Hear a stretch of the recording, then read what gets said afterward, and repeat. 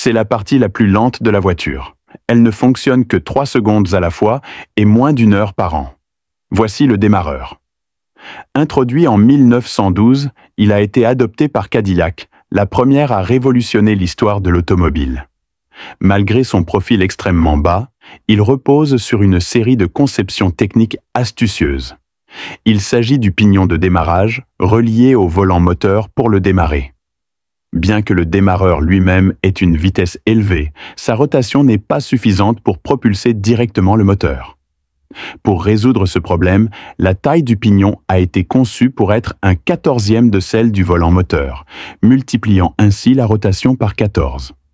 Regardons l'intérieur du moteur. On y trouve également un train épicycloïdal qui amplifie la rotation.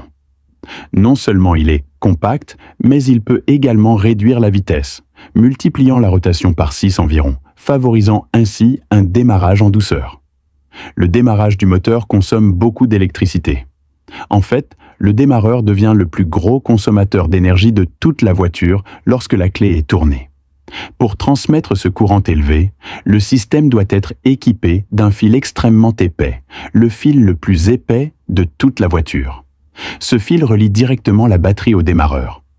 Pour éviter d'utiliser des interrupteurs encombrants dans l'habitacle, les ingénieurs ont adopté une conception plus sophistiquée, envoyant des signaux via un petit contacteur d'allumage pour commander un dispositif appelé solénoïde.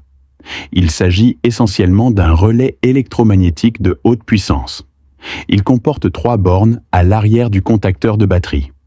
Une pour la batterie, une pour le démarreur et une 3e borne, plus petite, qui reçoit le signal de commande du contacteur d'allumage.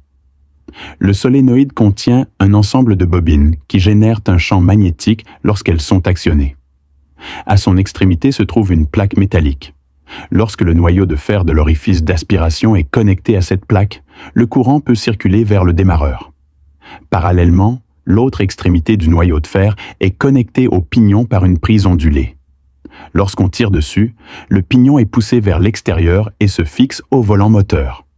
L'astuce ici est que si le pignon n'est pas fixé par la plaque métallique, le circuit ne peut pas être conducteur et le moteur ne démarre pas. Ce système d'accouplement est très astucieux.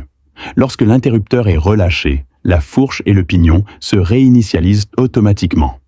L'extrémité avant du pignon adopte une conception de denture chanfreinée pour faciliter l'intégration dans la bague graduée du volant d'inertie.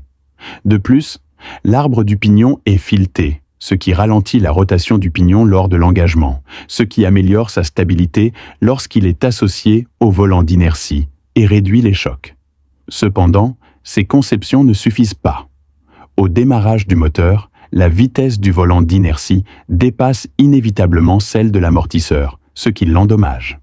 C'est pourquoi les ingénieurs ont ajouté un composant appelé embrayage unidirectionnel. Il est composé d'un carter et de plusieurs rouleaux. Le carter est relié au pignon et le rouleau intérieur est relié à la bague intérieure de l'arbre d'amortisseur.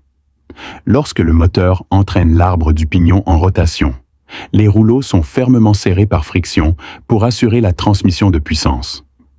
Une fois que le volant moteur commence à tourner à grande vitesse, il patine lorsqu'il essaie de pousser la poulie du pignon dans le sens inverse, interrompant ainsi la transmission du couple inverse et protégeant efficacement le démarreur. Alors, ne pensez pas que le démarreur est l'élément le plus paresseux d'une voiture. Il est le fruit d'une expertise et d'une conception approfondie. C'est tout. À bientôt pour la prochaine vidéo sur la chaîne automobile. À bientôt.